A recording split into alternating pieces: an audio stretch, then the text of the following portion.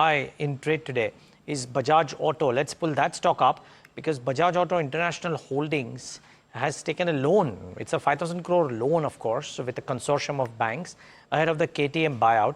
Tushar Johnson to tell us more. Is this I mean, how relevant is this to the near-term implications, Tushar, for Bajaj Auto? Good morning, Neeraj. So this is essentially the latest step that Bajaj Auto has taken towards funding, so to speak, the restructuring of KTM.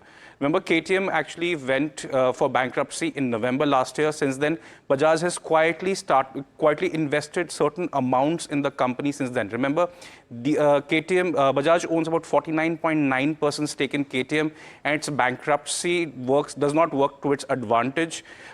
Production was stopped last year. It actually is moving on very slowly in Austria right now. So initially, the company actually, Bajaj Auto Limited, invested about, I think, about 150 million euros in Bajaj Auto International Holdings. That was in February. A second tranche was invested just a couple of, actually last week at about 125 million euros.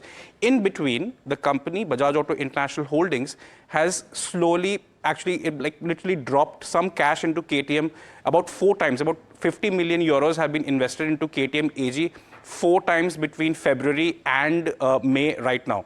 Now, the company has picked up about 566 million euros of unsecured loan from 3 banks.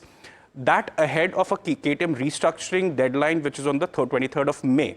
That amount is 548 million euros. So it's no consequence, or actually not a coincidence, that the amount are very similar. Bajaj Auto has still not said whether they will acquire KTM. Remember, acquiring KTM will give it a good foothold in Europe, especially when we are increasing exports from India to other parts of the world, both in the car as well as two-wheeler space. Also, KTM is a big technology provider for Bajaj for the last 20 years or so. So what it will do, whether it will acquire KTM or not, we don't know yet, but we'll come to know when the company declares its earnings on the 29th of May.